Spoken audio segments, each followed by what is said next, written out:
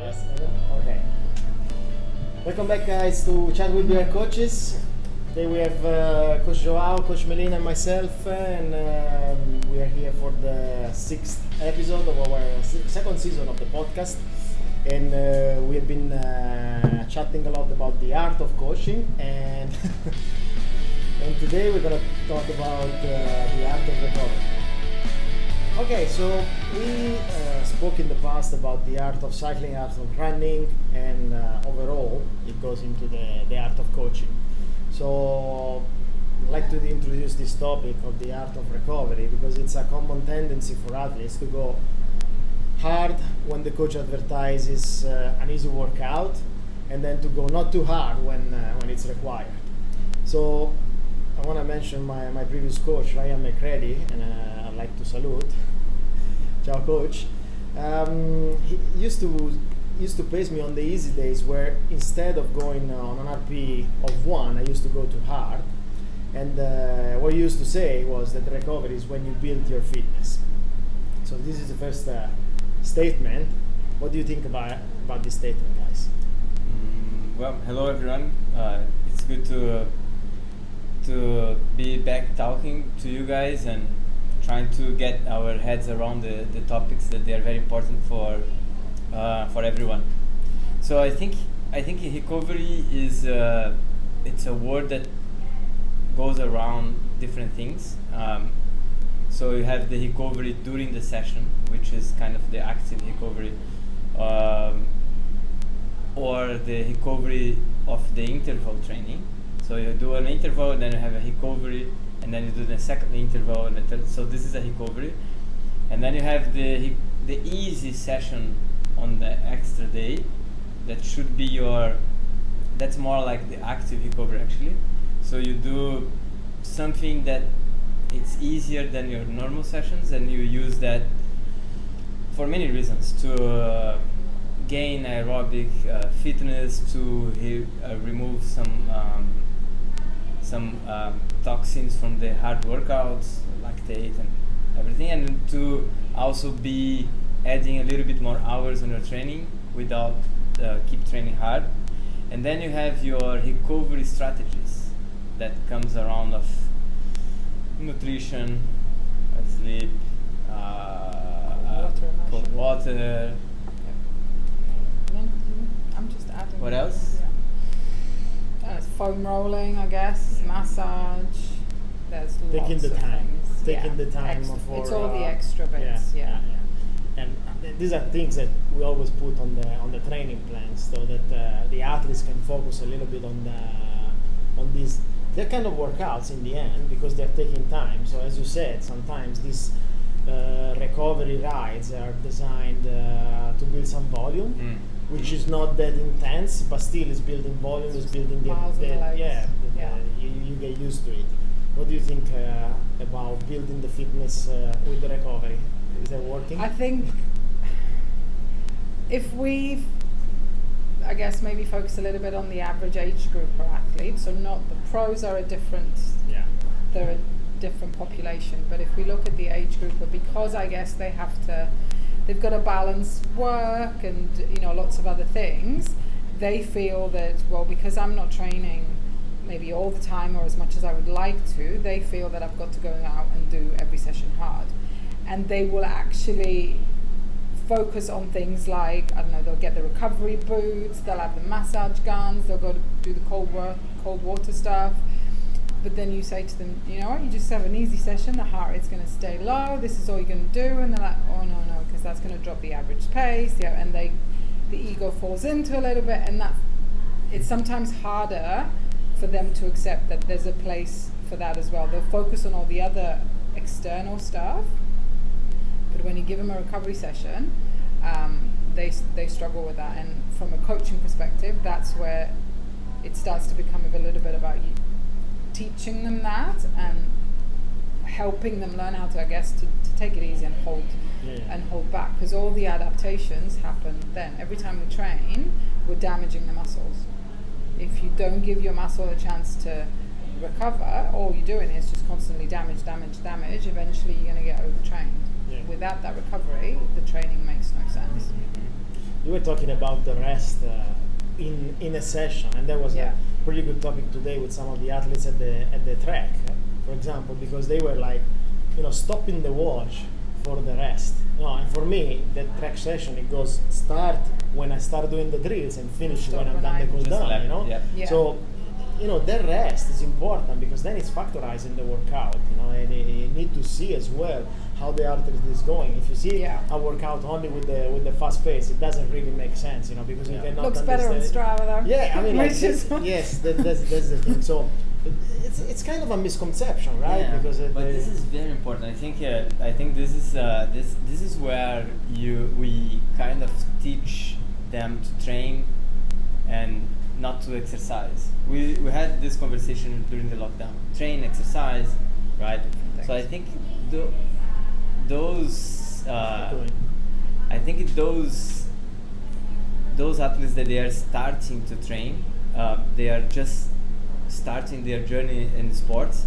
They are not so used to the training methodology, So what happened to them is they are used to do some sessions with their friends, and they do a workout, a running, and those sessions usually you measure your performance if you beat a guy or if you're behind somebody when you train with your friends before you have a coach. When you get into a training plan, then you have a structure that most probably and ideally, like we do, has a periodization. So you have phase 1, 2, 3, 4, and then you have a race, and then you tape, and then you recover and go again. That session, specific session, it's part of a bigger plan, right? So if you think that because your average pace is lower, and then you stop your recovery, or you pause your watch, or you don't respect the training zone because you want to see your app faster than somebody else, you are falling into the mistake of not being training but exercising. And the recovery is a big learning. You can see all the professional athletes. What they want to do is not to train hard, is to recover better. Yeah. I think a couple of years ago there was Frodlino that they said to win Kona again, he reduced the volume, which didn't mean to reduce the intensity when he had to do it, but because he was giving priority to recovery, and that was really important because we saw him and he was like smashing it in Kona and all the races that he did, and it was basically more clever about the training. Misconception for the age groupers, that's critical. If people don't understand that in the moment you recover, as you said, you're breaking stuff when you're training hard. The day after, you need to make sure that nothing is really broken, and recovery makes you assess this one, for example, but also it helps you to, as you said, remove toxins and remove all the bad products that you create. And inflammation that we create during a hard workout is really high. So inflammation is generated by the micro injuries that you create during the workout. Those micro injuries, they are important to have growth on your muscles when you recover. So in theory, there is the science says that there is a space between sessions that you should give to yourself to allow that recovery to happen. So in theory, after a hard session, 24 hours, you have a certain peak of inflammation, and then 48 hours, a little bit more. This is the theory, right? We know that the fitter you get, you can recover your muscles better, because also you don't get so tired doing the same workout. So if I do something for the first time, I have X amount of inflammation. When I do XXX. When I do the second time, I should adapt. That's the adaptation, right? So then I have less inflammation, and then the third time I have less. Consistency. If you don't have consistency, you're always breaking down. Yeah, agree. I think most of us, when we start, and the athletes, what they don't understand is to give that space to understand when you're really getting tired, or for example, a simple nap could fix that problem. But age groupers and people that have a full-time job and stuff, they're lacking that, whereas a pro could. And this is where they start to fall down. They don't have the luxury of all the other stuff. So without the specific recovery sessions, they won't be able to perform workout after workout. And it's just getting that message across that, you know, there's a time and a place for the easy stuff, and then there's a time and a place for the hard stuff. But the other thing as well is if you're on the ever pushing and you're not allowing yourself the time to recover, there will come a point where you're kind of hitting that sort of overtraining level where you're not even going to be able to push hard, and you're just going to end up being in this gray zone where you can't get up to the really hard stuff. You refuse to go down to the low stuff, and then you're just stuck in this gray zone. And then it's, you know, you're not going to get really any benefit. You're going to see a plateau in your performance in training and in races then. Let's take 30 seconds break. We come back on this gray zone topic.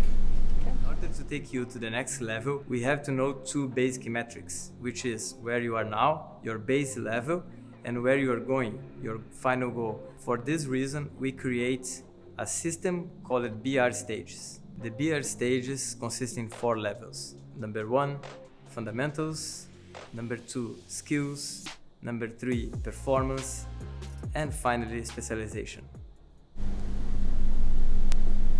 And we're back with Child BBR coaches. Melina brought a pretty good topic about this gray zone where, you know, this we feel like the athlete and the athlete himself and herself, they feel that they are not improving. Now this one is given, and correct me if I'm wrong, looking at Training Peaks, which is the tool that we all use to basically assess and manage the athletes by the performance chart, where we have this level of fitness, we have the fatigue, and we have the form. So basically, this is the message for the athletes. We're looking at that one plus many other things, but this is pretty evident.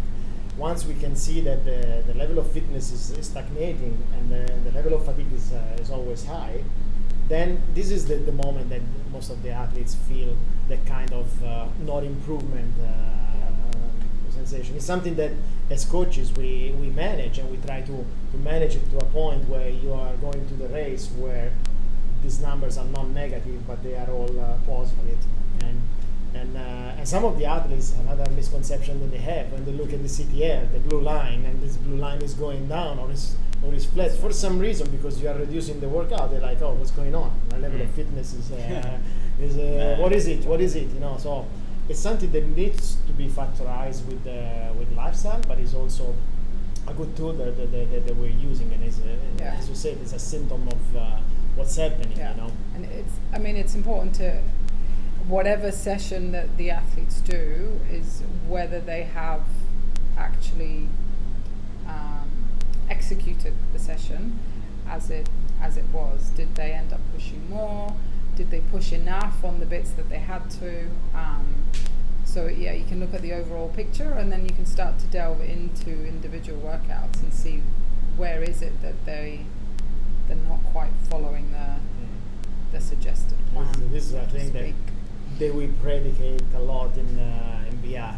Coaches and athletes with the capital A, because feedback is so important. So you see a workout that it's in orange, it's in red, what happened there? No, this is important as well, because there could be already an indication from the athlete that he has some kind of fatigue, or he's been in some stress. So it's very important that one of the things that we factorize. And just to briefly touch on the fact that people will include like the recovery stuff on their watches and stuff.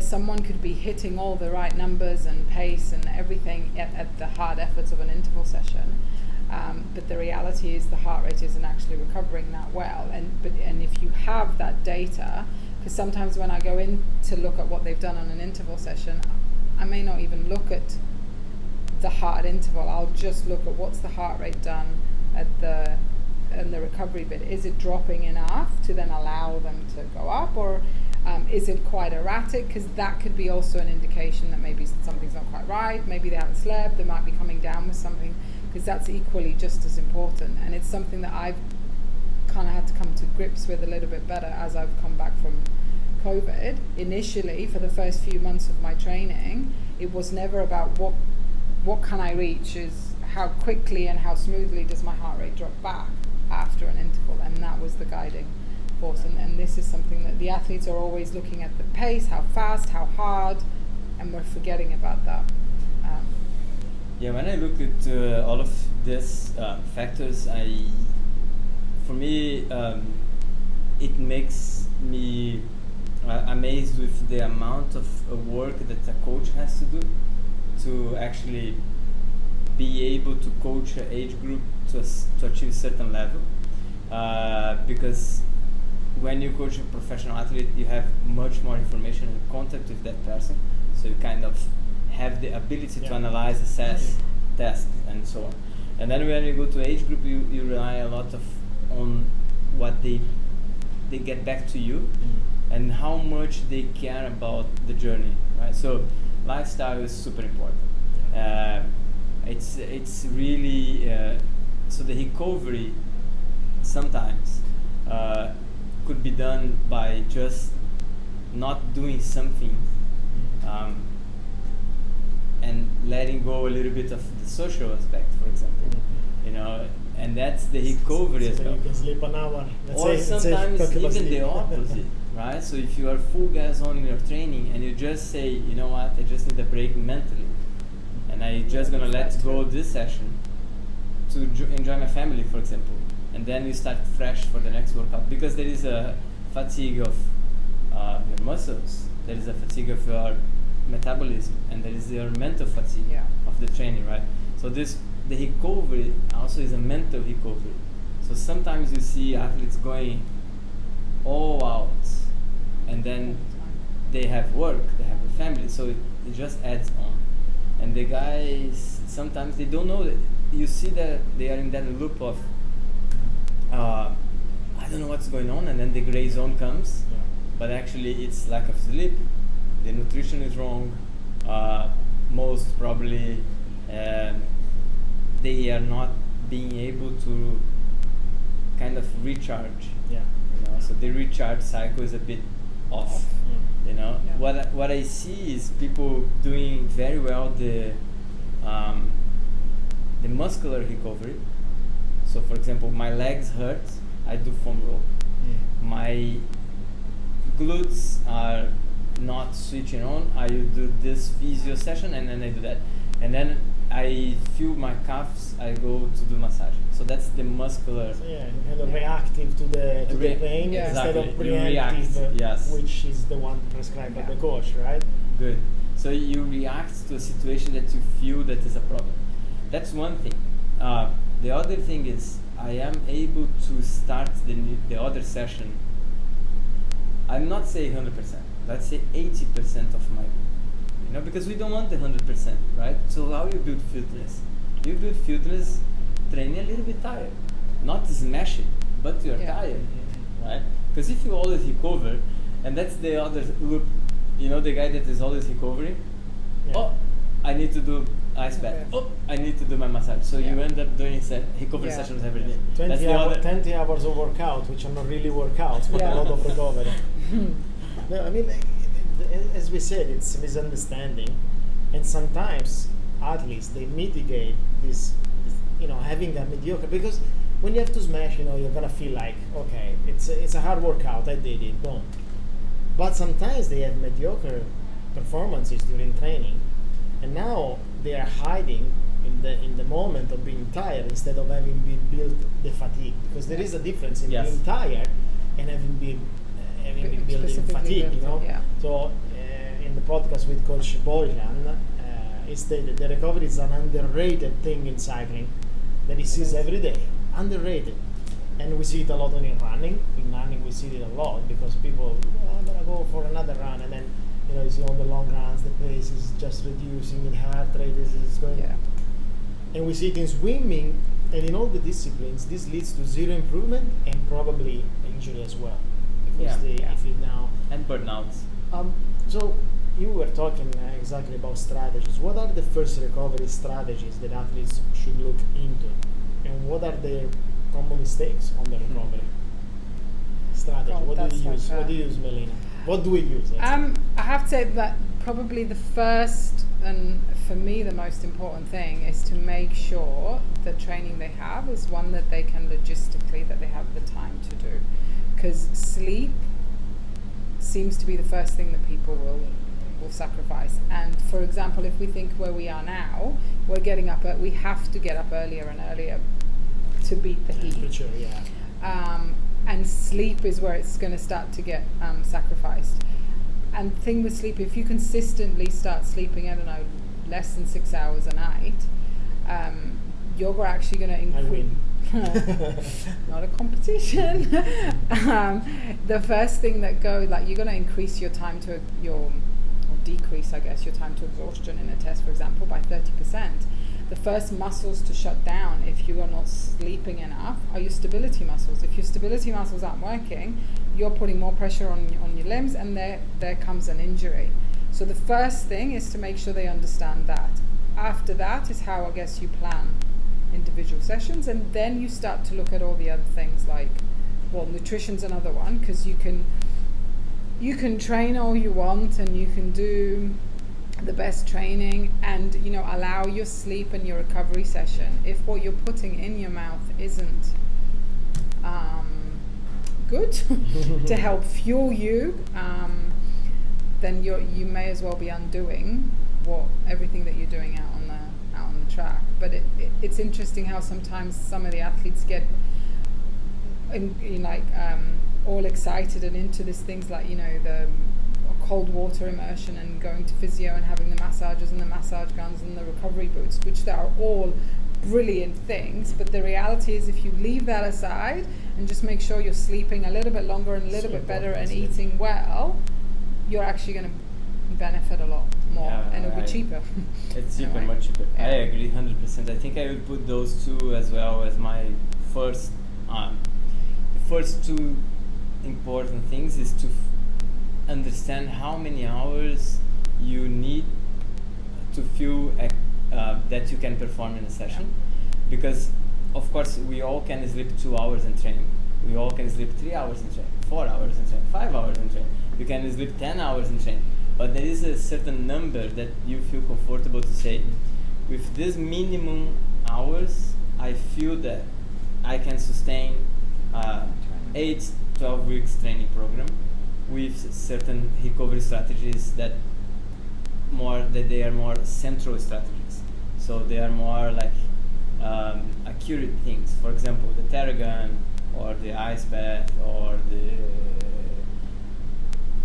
physio and everything. So the long-term strategy, so the long-term recovery strategy has to be your lifestyle. Yeah. You cannot do your long-term recovery based on things that you pay for. You know, Yeah. it's not sustainable. Yes. Because it's not sustainable. It'll be a waste. What happened if your physio travel? I see that happen all the time. My physio travel, I feel my calf. Yes, because you actually didn't learn how to do the thing. So you're going there and you pay for the guy to do for you. Anyways, this is part of another topic. If you base your recovery on adapting your lifestyle, you have more chance to have a long journey, right? So let's say, ideally, a guy that wants to do a full Ironman should train a certain number of hours. But if to do those hours, I have to sleep 4 hours per night, I'm not going to be able to recover. You might So do what- one and then that's it. So if you get that. Yeah. So what is the catch here? Your lifestyle is wrong. Yeah. So you might probably doing the Ironman in the wrong time of your life. Yeah, the level of ambition as well. Because Yes. also this one here, this is an important part, you know. And in the questionnaire, when we have a new athlete, we ask, what is the time that you can dedicate to this activity? And sometimes people, because they are inspired and They get they get excited, excited, yeah. they're like, yep, I can train 18 hours.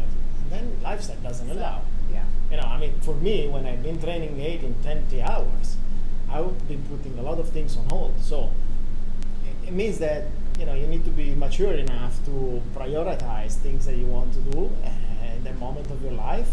And if that's the thing, you set up your level of ambition as well. You know, for example, we can help the athlete to say, okay, I'm not going to do an Ironman in 8 hours.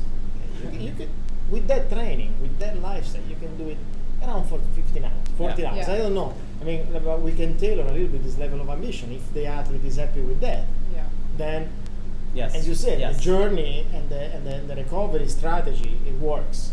If he's not happy with that because, you know, I want to do 2 hours less. Okay, but this is the time that you can allocate to the workouts and the recovery. We cannot skip this. Yeah. Then And then there is the other Strategy. side of the journey, the coin, is that if you give a certain amount of hours to your coach to train, because that's the ideal scenario for you, right?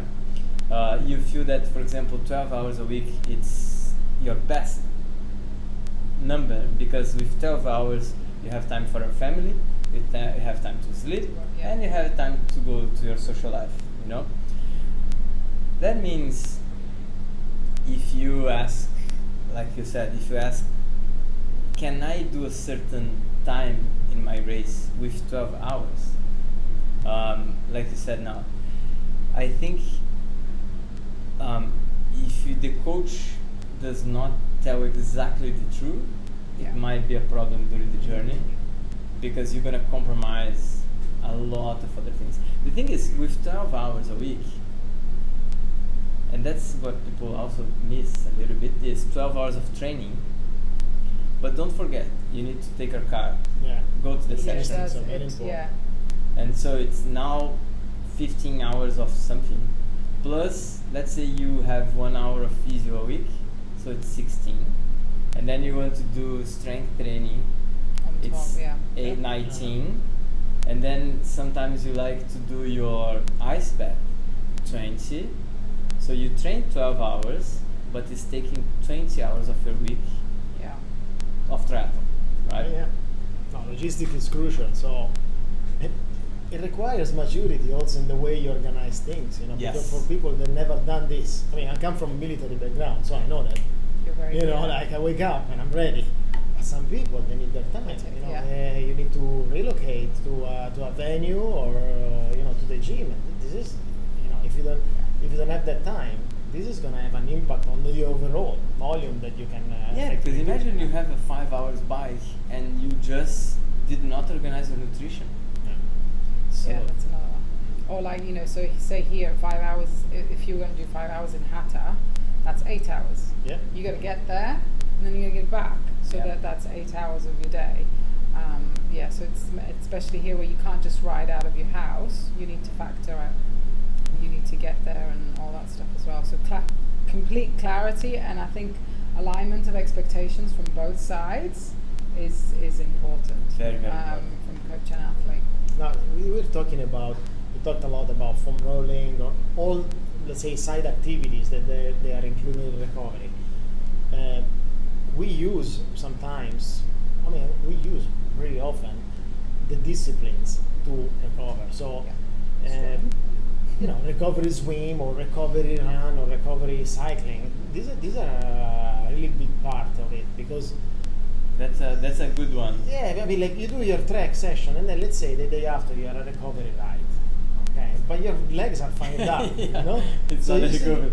yeah, so you Yeah. see guys are racing, you know, and so when it says recovery ride, recovery have to run, stick yeah, to that. RPE Yeah. 1 Yeah, means that yeah. just spin your legs. Oh my God. Conversational Leave race, your watch yeah. at home, you know. Yeah. Leave your watch at home. You don't switch on the That- thing. yeah. Keep it off. You know, you guys know that you've been joking with me, but I've been training without my watch since January. And the reason is, well, I was training for a very long event, so I need to learn how to feel my body more. Pace, yeah. And then after that, I didn't want to bother about the watch, you know, because I didn't have a very clear goal. Now I start to feel. So what happened is, the watch, the training peaks, the numbers, they are amazing, but they are not everything. It's not the whole picture. The whole picture is a triathlon, you know. There's much more behind. There's your mindset. There is your ability to understand what's going on with you. Yeah, having a good level of awareness of where your body is and what certain zones feel like is pretty key for racing, for one to be able to judge it. And unless you practice that in training, plus you can get, you know, I've joked about it earlier with the whole Strava thing, but if you start focusing too much on the numbers, you start to get into all these hang-ups. Oh, and it's on Strava, and someone said this, and the egos come into it. Yeah. And it's funny, like I remember, I think it was Jesse Thomas, he did this really funny post on Instagram once about how while he was a pro and in full sort of training, he decided he was going to join a Sunday bike ride just because he wanted to train with people, he wanted a little bit of social thing. And he got there, and obviously you have all these weekend warriors, and the age groupers are like, oh my God, there's a pro here. I've got to show him what I can do, and they'd kind of leave him, and he'd be like, no, this is the heart rate I'm doing. This is where I am. I'm not pushing because and they would go off, and they couldn't understand. This is a pro that is sticking to really slow pace, because that's his recovery day. Whereas an age grouper, that's where, I know I'm generalizing, but that's where they fall down. I think it's very important to understand that if you're not. So your recovery session usually should be used as something that you are good at, because otherwise it might not be a recovery. So if you're not a good swimmer, swim would be taxing. And then you say, oh, I have an easy swim, maybe it's not going to be easy because you're not so good at it. You know, so it should be, as a coach, we know that you tailor the exact discipline. So for me, for example, easy run, I need to be extremely fit in running to feel easy run, you know. And bike, like usually you need to forget speed. You know, forget the speed, because otherwise, for example, you go for an easy ride and there's this massive headwind, and then you look at the watch, it's like 27 kilometers per hour. My Strava cannot be 27 kilometers per hour. What are they gonna think of me? Maybe I'm slow, you know. And I think from a triathlon perspective, at least this is my view, I'm not quite sure where you guys stand on it. Certain points, there will be a time where I would take running off the whole week for athletes. Just because running is very high impact, you're carrying your body weight, just to give the joints time. We'll supplement it with some more cycling, maybe get back in the pool, or maybe do some strength work, whatever. But there will be a week every now and again that running's out completely, just to allow the body time to just to recover that little bit better, and hopefully avoid any injuries. Let's get 30 seconds break. We come back on this. Usually when a person is stressed and they're trying to work on healthier habits, and that's what happens to most of us, is we try to work on healthier habits, but we have certain internal stressors that prevent us from developing those good habits. So we get stressed, and then we stop. So my job is to intervene right at the point where they start and where they stop, so they can continue. So I'm giving them the power and the tools to continue to build these healthy habits long term. Okay. We are back with chat with their coaches. Yes. I think you brought a pretty good example of how a strategy works for different athletes. As you said, the running sometimes is not applicable to some athletes, and the swim as well, because if the athlete is a beginner swimmer, then it's going to find some difficulties. The cycling is always there. You know, we have been using that one. Everybody has been using that one as a recovery. But I think this is the one, as Coach Boyan was saying, you know, the people miss the most. Yeah. Okay, let's go for a social ride. Now we're going for a social ride and racing. And now we're racing. And you feel good. You're talking, you're good, because the day before you had the legs fired up. So now you're going to social ride. These are a killer. But do we need them? We need them. Yeah. So it's very important that the athlete knows that maybe it's not going to be a 3-hour social ride. Maybe you just do the warm up and then you continue for a workout. You know, you need to be very responsible to follow what's advertised in the kind of workout. I think on that topic, I think also sometimes, and that us as a coach, it's our job as well to kind of understand what is going on with the athlete. You know what happened to them sometimes is you see that they, let's say a small example, they think they are 4 kilos more than they should be. Yeah. So they mention you like, I think I should lose weight, and let's say you didn't pay attention to that situation, and then suddenly they cut the carbs without telling you. So now you have a higher volume that the guy should perform, and then by his own Decision. brilliant idea, he decided to reduce the carbs. So the performance starts to drop, and then you start to like, what's going on here?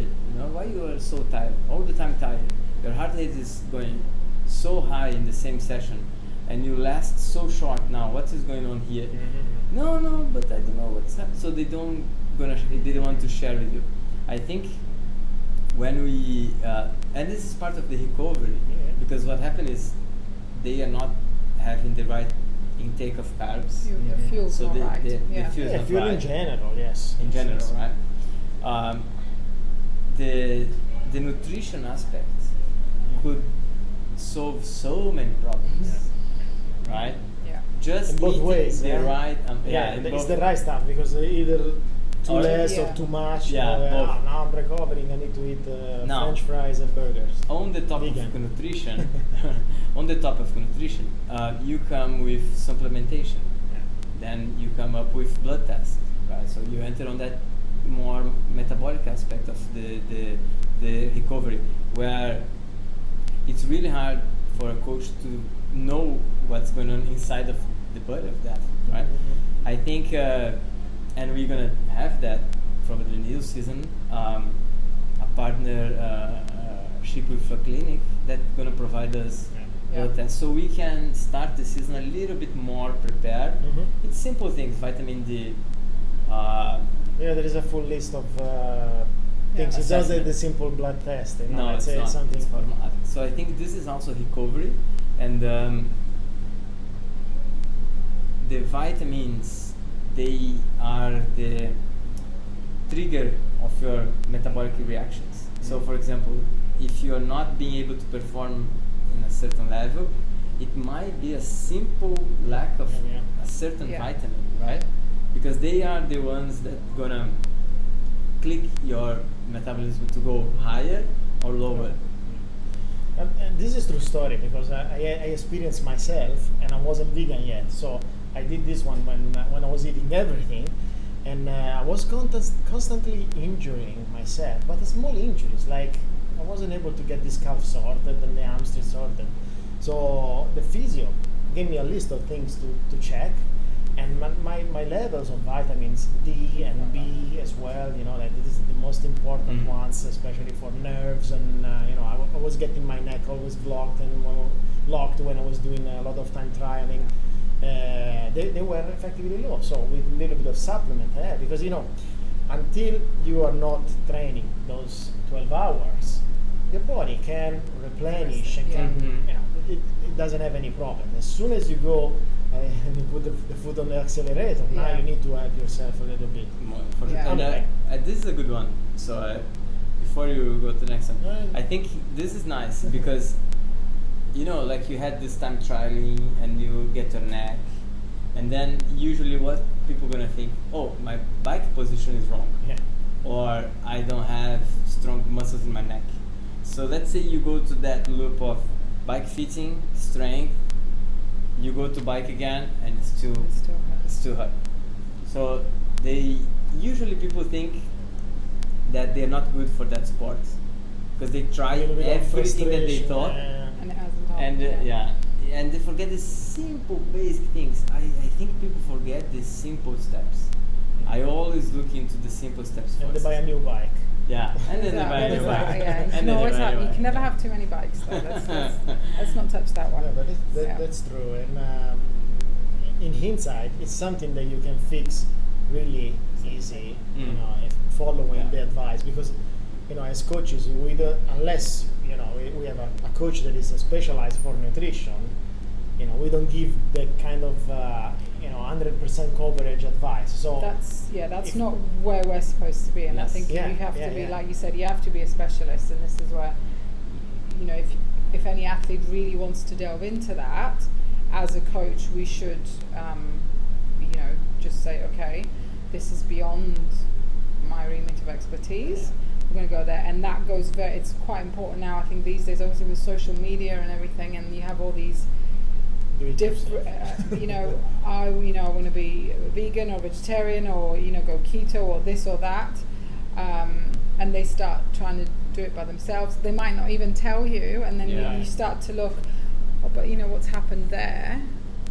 Like for example, if you want to become fully fat adapted, it's on average a 12-week process, and for the first 6 or 7 weeks, your energy's gonna plummet.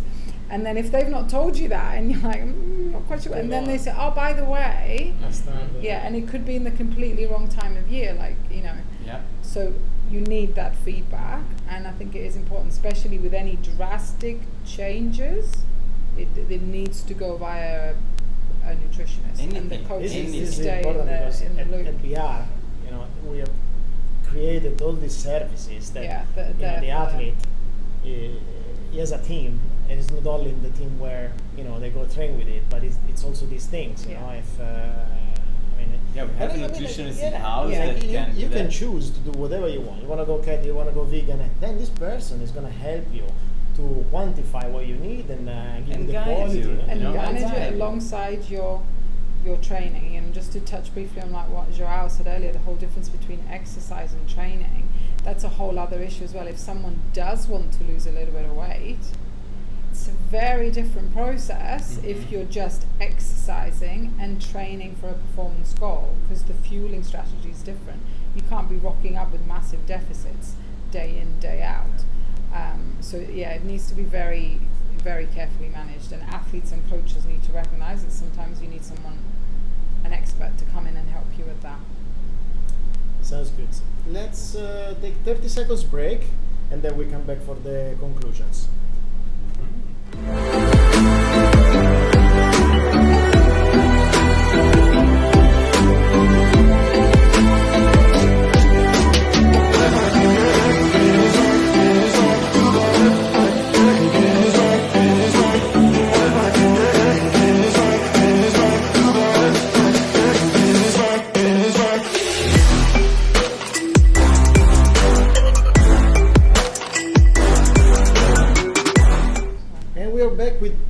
Chat with BR coaches, and we are gonna go through the conclusions here. But first, some questions from our athlete. Once we were here, I put a question. If you guys want to know anything about recovery, and so basically, what we see in the questions, there are a few. Okay. So science and technology is galloping nowadays in sports, and triathlon is not less. We've seen it that it has been the experimental table for many things. So one of the guys is asking, what are the new strategies for recovery? But is referring to technology-wise. What do you know about this, Melina? What are people using lately?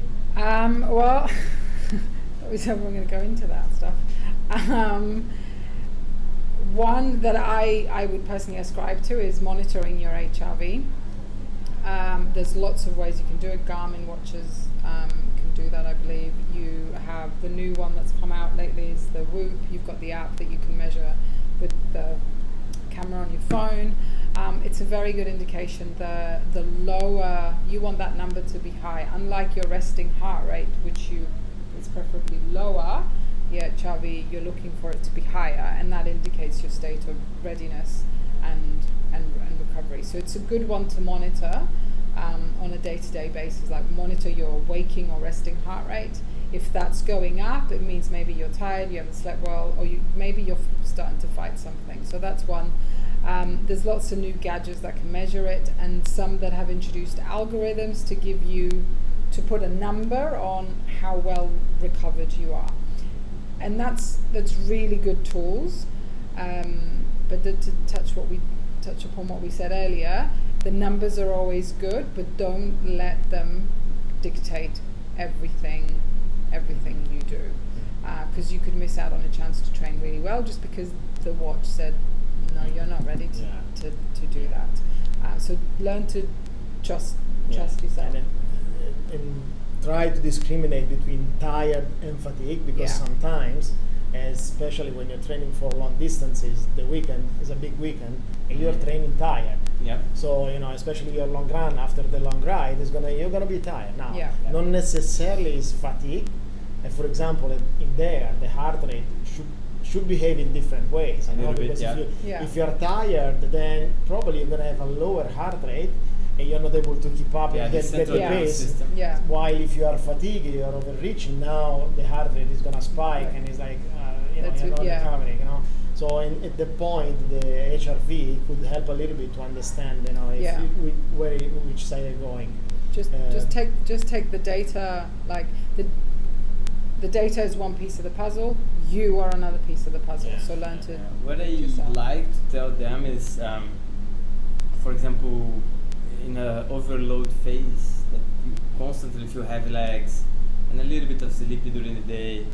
So you have to analyze your performance. So let's say if you feel heavy legs at the beginning of the workout, and then after 20 minutes you kind of get into it, and the performance is as good as expected, that means you're dealing very well with the fatigue, and then so your recovery is good. But so I would keep you going, right? But let's say you are feeling heavy legs, your eyes are a little bit sleepy, you're not feeling energetic, and you still go for the workout. I like to try. So let me try. And you start. That workout requires something that you try and it's really hard to achieve. And then you try harder and you're not getting there, and then it's just falling apart. My perception of that session, you're not dealing very well with the fatigue. Now you have two options. You stop, or you just continue very easy, and then you finish the workout to call the day. It's a decision that the athlete has to learn with the time. If it is a workout that you're really gonna do, or you just say, coach, I'm sorry, not today. I don't think what's going on. Let's stop. It's kind of you try to build, and then if you can hold it, it means that you're tired, but you can do it. If you are just falling apart. But you've got to be able to recognize that, and as an athlete, and say, do you know what, this is not my day. I'm actually going to probably cause damage is probably not the right word, but I'm not going to do any benefit to myself if I try and push through. If I bring the intensity down and treat it as a little bit more as an active recovery, and then maybe have another go on a day where I'm more ready to really hit that, then there's a certain level of maturity, and it's fine to do that. Another question here: ice. Is ice good for recovery? Ice is amazing for recovery. I like it. But now, ice on the skin is one thing. Cold water is another thing. So ice on your skin gonna generate a certain reaction from your body that is not the same as cold water, right? So cold water, it's an immersion, and it's very well known for many years. Very old system of recovery that allows your body temperature to drop, so you reduce the core temperature, and then the inflammation goes down because your brain understands that now you need to shut down certain activities, and then you start to recover.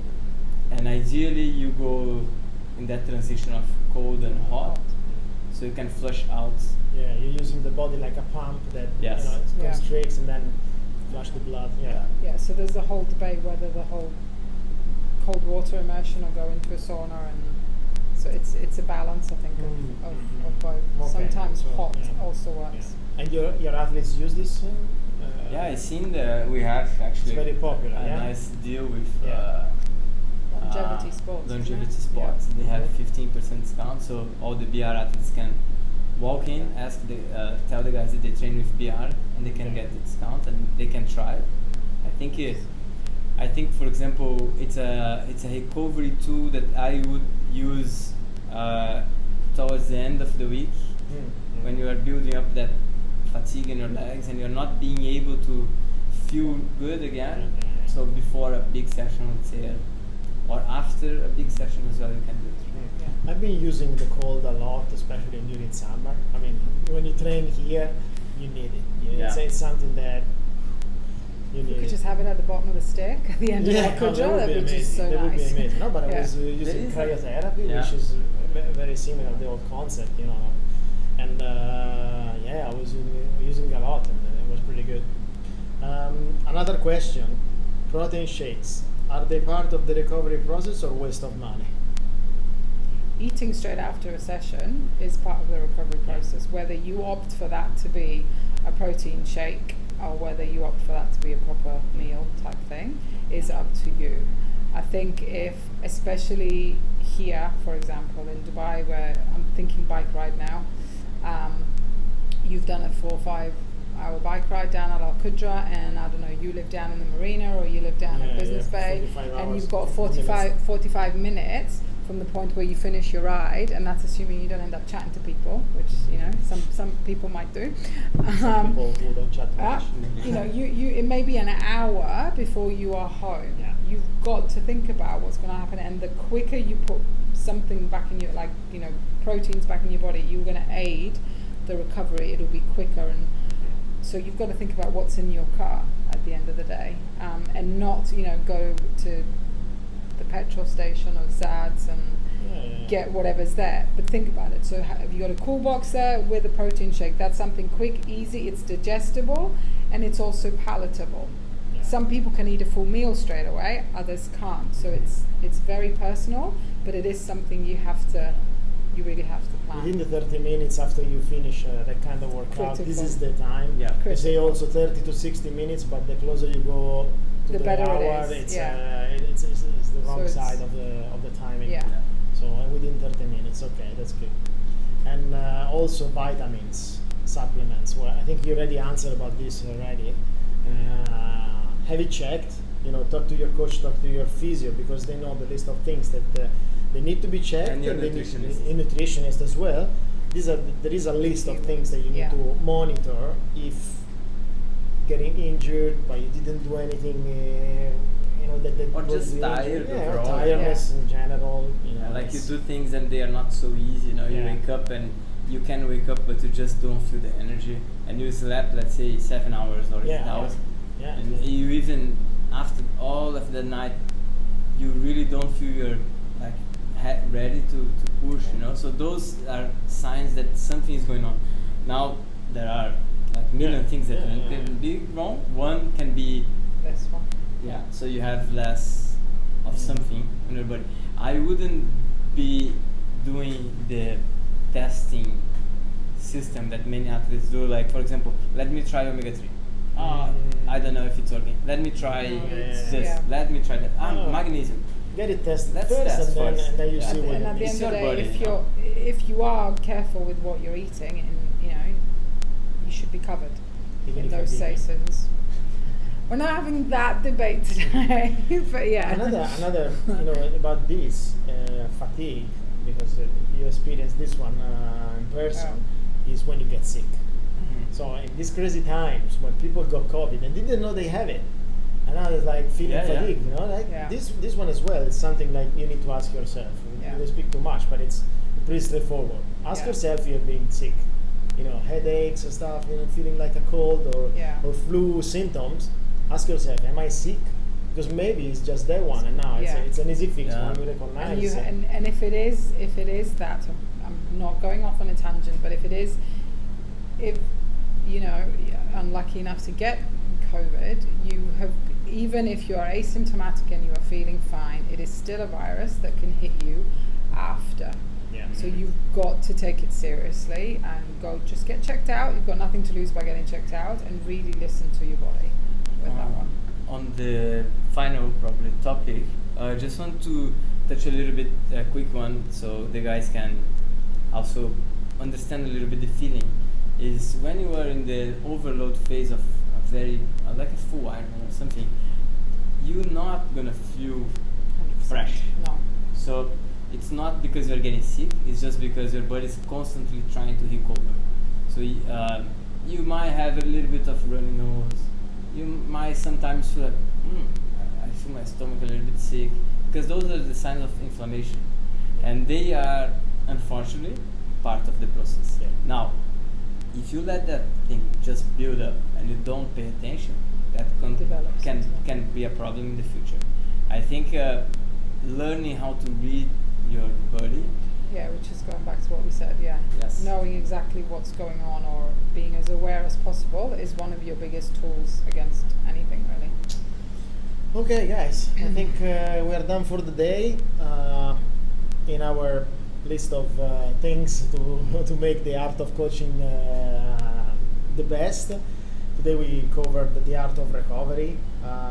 As usual, what we tell our athletes: try to become body aware. Try to understand your body. Do the simple things, not Yes. just always focus on the Yeah. expensive gadgety stuff. Yeah, and then, have it tested at the beginning of the season, or if you have any issues, just make sure that you revert to the right people. You have a team here in the art.